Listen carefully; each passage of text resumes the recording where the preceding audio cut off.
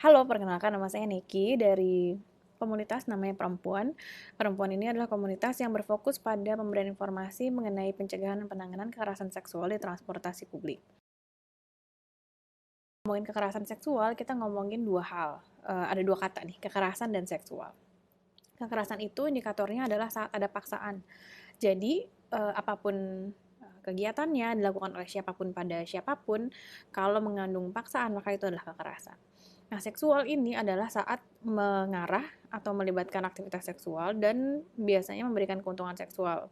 Kalau di kekerasan seksual, kalau kita jalan definisinya adalah segala jenis kegiatan atau aktivitas yang mengandung paksaan, um, mengarah pada atau mengandung aktivitas seksual yang memberikan keuntungan seksual bagi salah satu pihak saja. Jadi terlepas dari siapapun yang melakukannya, baik itu orang yang tidak kita kenal sama sekali atau yang kita kenal, baik itu teman, sahabat, eh, rekan kerja, atasan, senior, adik kelas, maupun orang yang kita kenal dekat banget, baik itu pasangan ataupun anggota keluarga sendiri, selama itu mengandung paksaan maka itu adalah kekerasan. Jadi kalau kita bermuara pada definisi itu, sebetulnya satu aktivitas itu bisa dianggap sebagai kekerasan seksual, tapi di konteks yang lain bisa menjadi aktivitas seksual biasa. Batasannya di mana sih? Aktivitasnya bisa sama-sama ciuman, bisa sama-sama pelukan, tapi di satu konteks itu adalah aktivitas seksual biasa, di konteks yang lain dia menjadi kekerasan seksual. Batasannya di kata paksaan. Pelukan disertai dengan paksaan itu adalah kekerasan seksual. Ciuman disertai dengan paksaan itu adalah kekerasan seksual. Aktivitas seksual tanpa paksaan maka itu adalah aktivitas seksual biasa. Tapi begitu sudah masuk unsur paksaan itu menjadi kekerasan seksual.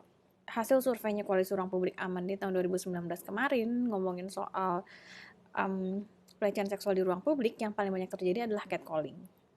Lalu meraba. Dua besarnya adalah itu. Tapi sebetulnya hal yang banyak terjadi sekarang di masa pandemi tetap ada juga kekerasan seksual di ruang publik. Mungkin ada orang yang mikir ya kalau di masa pandemi ini aman dong, nggak ada kekerasan seksual di ruang publik karena orang pada di rumah atau work from home gitu. Pada faktanya tetap terjadi kekerasan seksual di ruang publik. Yang terjadi hanyalah perbedaan definisi ruang publik. Yang tadinya ruang publiknya offline, sekarang menjadi online. Itu kan kalau tidak di masa pandemi itu adalah aktivitas-aktivitas yang sebetulnya dilakukan di offline ya. Tapi karena dia pandemi, dia dilakukan di online, tapi sebetulnya itu sifatnya masih ruang publik. Pada dua konsep. Yang pertama adalah soal budaya patriarki, sama yang kedua adalah soal pendidikan kesehatan reproduksi. Pendidikan kesehatan reproduksi kita atau pendidikan seks dulu disebutin sama orang-orang, itu kan sebetulnya mengajarkan soal ketubuhan ya. Nah, kita tuh nggak banyak dapat edukasi soal tubuh kita. Padahal ada dua hal penting yang menjadi landasan untuk memastikan bahwa kita tidak melakukan kekerasan seksual dan kita tidak menjadi korban. Dua konsep di pendidikan kesehatan reproduksi ini adalah yang pertama, soal otoritas tubuh. Bagaimana kita itu punya otoritas atas tubuh kita sendiri, bagaimana tubuh kita adalah milik kita, sehingga kita berhak untuk membela diri saat ada orang yang mengakses tubuh kita tanpa izin. Itu konsep otoritas tubuh. Yang satu lagi adalah soal konsep privasi tubuh. Bagaimana tubuh itu adalah hal paling privat dalam kehidupan manusia, gitu. Karena kan manusia cuma punya tubuh satu ya, sepanjang hidupnya sampai dengan dia meninggal. Dia nggak bisa pindah ke tubuh lain gitu.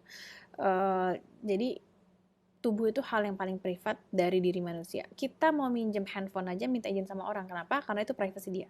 Bagaimana bisa kita tidak meminta izin dengan lebih serius lagi saat kita hendak mengakses tubuh orang lain. Jadi itu ya, kalau landasannya di soal kesehatan reproduksi ada dua hal yang perlu banget menjadi landasan, konsep soal privasi tubuh dan konsep soal otoritas tubuh. Nah, satu lagi kalau ngomongin budaya patriarki itu menjadi salah satu akar soal kekerasan. Bagaimana budaya patriarki ini kemudian melihat membagi masyarakat itu hanya dari laki-laki dan perempuan, sehingga dilihatnya bahwa laki-laki sebagai tokoh individu yang utuh, sementara perempuan dan gender lain sebagai objeknya.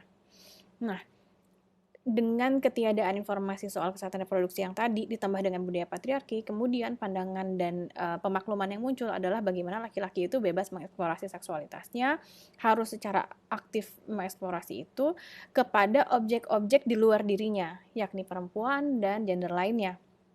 Sehingga itulah yang menyebabkan kenapa sih yang lebih rentan mengalami kekerasan, khususnya kekerasan seksual, adalah perempuan dan gender lainnya. Apakah ada hubungannya dengan perspektif gender? Ada. Tapi bukankah itu terjadi pada semua gender? Iya. Tapi dengan adanya konsep tadi, patriarki, dan diwarnai dengan kurangnya informasi soal kesehatan reproduksi mengenai hal dasar soal tubuh, itu menyebabkan efek yang berbeda pada setiap jenis gender. Seperti apa? Misalnya kita berkaca dari victim blaming atau penyalahan korban. Kalau korban mengalami kekerasan seksual, itu victim blaming yang dialami tiap-tiap gender berbeda. Itu kenapa? Kenapa berbeda? Karena disebabkan oleh budaya patriarki ini. Jadi karena budaya patriarki ini melihat laki-laki lebih tinggi daripada perempuan dan gender lainnya, kalau ada korban kekerasan seksual laki-laki, yang disasar pertama kali adalah soal kekuatannya. Kamu kan harusnya laki-laki, harusnya lebih kuat dong. Masa kamu bisa jadi korban? Kok kamu gak ngelawan? Atau dipandangnya karena dia laki-laki dan dikonstruksi bahwa budaya patriarki mengkonstruksi bagaimana laki-laki seharusnya aktif secara seksual, dipandangnya bahwa kalau kamu laki-laki menjadi korban kekerasan seksual dari perempuan, ya itu nggak valid dong, karena kan kamu laki-laki. Pasti kamu sebetulnya menikmati kan, karena kan laki-laki seharusnya selalu aktif dalam aktivitas seksual, menggebu-gebu, sehingga kalaupun ada yang melecehkan dia harusnya juga menikmati itu. Itu biasanya yang terjadi kalau pada laki-laki. Kalau pada korban perempuan, victim blaming yang terjadi adalah bagaimana dia dipandang sebagai properti, sehingga yang dipermasalahkan adalah soal dia korban itu menjadi korban kekerasan seksual karena tidak menjalani kodratnya di budaya patriarki sebagai properti. Oh kamu sih nggak di rumah aja, karena kan harusnya perempuan dilindungi di rumah aja. Oh kamu sih keluar malam-malam, kan kamu ini barang yang berharga, sehingga nggak seharusnya keluar malam-malam. Oh kamu sih jalannya sendirian, kamu tuh harusnya dijagain loh, karena kamu adalah barang yang berharga, barang yang mulia gitu. Jadi dipandangnya seperti itu. Sementara buat teman-teman gender lain, karena budaya patriarki secara biner melihat gender cuma ada laki-laki dan perempuan, di mana laki-laki lebih tinggi daripada perempuan, begitu ada teman-teman gender lain yang mengalami kekerasan seksual, yang disasar pertama kali adalah seksualitasnya. Ya salah sendiri kamu transpuan, salah sendiri kamu transpria, sehingga kamu mengalami kekerasan seksual. Menurutku, ruang aman bagi semua orang itu adalah saat semua orang merasa aman dan nyaman untuk ada di ruang publik, terlepas dari cara berpakaiannya, terlepas dari jam berapa dia ada di ruang aman, terlepas dari dia sendiri atau enggak. Jadi indikator utamanya kalau kita sudah bisa merasa aman pakai baju jenis apapun di keluar ke tempat itu jam berapapun sendirian, itu adalah indikator bahwa itu sudah aman.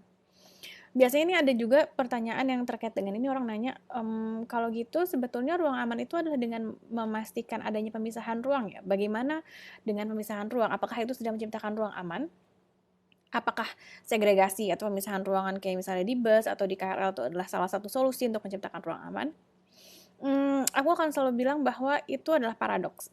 Segregasi ruang bagi tiap-tiap gender itu di satu sisi bisa kita lihat sebagai inisiatif yang baik untuk menciptakan ruang yang aman, tapi di sisi lain, selama masih terjadi segregasi ruang dalam menciptakan ruang aman, itu sebetulnya adalah indikator utama bahwa ruang publik itu belum aman, sampai harus disegregasi gitu. Jadi sebetulnya kalau pengen memastikan indikator dari ruang publik itu aman adalah saat tidak ada segregasi dan semua orang merasa aman gitu. Jadi kalau masih ada segregasi sebetulnya itu ya langkah yang baik, tapi tidak bisa dianggap sebagai solusi terakhir gitu. Dan selain itu, segregasi juga punya efek samping yang lainnya, yakni pembatasan gerak. Bagaimana tiap gender dibatasi hanya bisa bergerak di ruang tertentu saja, padahal seharusnya semua orang memiliki kesempatan yang sama terlepas dari gendernya apa.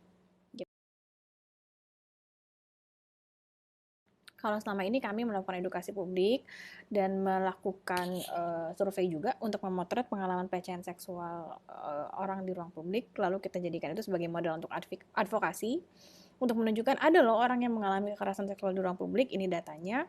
Karena seringkali orang nggak mau melakukan sesuatu atau nggak mau membuat sesuatu mekanisme karena dianggap belum ada nih landasan datanya berapa orang sih yang mengalami pelecehan seksual, jenis pelecehan seksualnya apa aja sih, dampaknya apa sih gitu. Jadi yang kita lakukan adalah edukasi publik soal apa itu kekerasan, terus apa yang bisa dilakukan kalau kita menjadi korban, apa yang bisa dilakukan kalau orang lain menjadi korban, kalau mau melapor bagaimana caranya dan melapor ke siapa, sambil juga memberikan fakta data supaya bisa menjadi advokasi lebih lanjut bagi para pemangku kebijakan, khususnya dalam konteks ruang publik.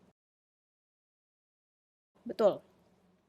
Bahkan kalau kita merujuk datanya Komnas Perempuan, jadi Komnas Perempuan mencatat sepanjang masa pandemi dari Maret ke Oktober 2020 itu ada 1.617 aduan kasus kekerasan yang masuk, di mana 1.458 diantaranya adalah kekerasan berbasis gender dan 659 diantaranya adalah KBGO yang berada di ranah online. Jadi ruang publik, kekerasan seksual di ruang publik masih terjadi, tapi dalam definisi ruang publiknya bergeser dari offline ke online. Cara mencegah dan mengatasi tadi, kalau di kami, teman-teman bisa mencari informasi sebanyak-banyaknya soal kekerasan seksual dengan menggunakan hashtag gerak bersama. Nanti di situ teman-teman akan melihat ada banyak akun, khususnya Instagram yang fokus memberikan informasi edukasi publik soal kekerasan seksual.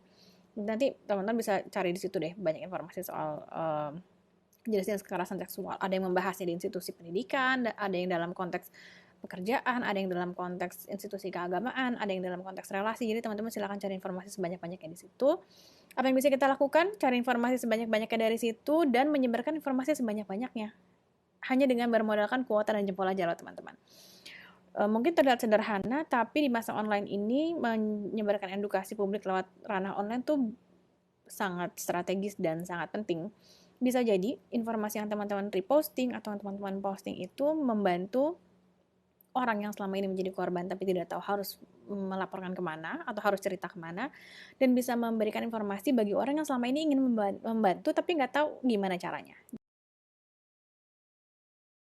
Kalau sekarang sambil menunggu adanya aturan hukum yang lebih spesifik mengatur kekerasan seksual, kita bisa mulai dengan cara membuat SOP-SOP sederhana di ruang lingkup kita berada untuk memastikan bahwa ruang-ruang kecil yang kita miliki itu aman dan bebas dari kekerasan seksual. Misalnya, bagaimana kita bikin SOP penyelenggaraan rapat organisasi atau rapat online, rapat kantor, atau penyelenggaraan webinar organisasi. Misalnya kita masukkanlah pasal-pasal soal kekerasan, kayak bagaimana ruang diskusi ini adalah ruang aman dan nyaman sehingga tidak siapapun yang melakukan kekerasan seksual, baik audio, visual maupun teks, akan dikeluarkan dari forum ini, kemudian namanya akan diberikan notifikasi sehingga tidak bisa ikut lagi seminar lain yang diadakan oleh organisasi ini. Atau teman-teman juga buka panitianya standby untuk kalau ada orang yang mengalami kekerasan seksual sepanjang sesi webinar itu bisa melaporkan ke siapa, terus apa yang bisa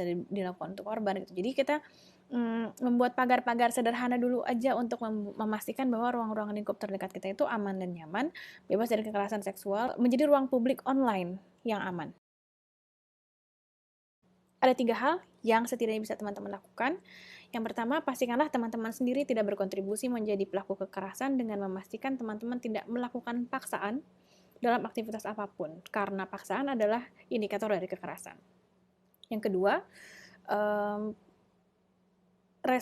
pastikanlah kita merespon orang yang menjadi korban itu dengan mendengarkan tanpa menghakimi.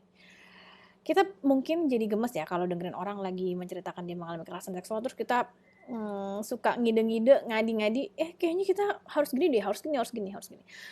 Pastikanlah kalau kita merespon korban, kita berorientasi dan memprioritaskan pilihan berdasarkan keamanan dan kenyamanan korban. Jadi kita sebagai orang yang mendengarkan atau sebagai orang yang mendampingi hanya bisa membantu memetakan langkahnya apa aja sih pilihannya, terus konsekuensinya apa aja, tapi semua keputusan ada di tangan korban ya. Dan yang ketiga yang bisa dilakukan adalah balik lagi cari informasi sebanyak-banyaknya di hashtag gerak bersama, cari sebanyak-banyaknya dan sebarkan sebanyak-banyaknya. Siapa tahu cara sederhana seperti itu bisa membantu orang luar sana yang menjadi korban dan orang yang ingin membantu korban. Kira-kira dari aku gitu, mudah-mudahan bermanfaat dan sampai bertemu di lain kesempatan. Jaga kesehatan, jaga kewarasan, jaga jarak, jangan lupa bahagia. Dah.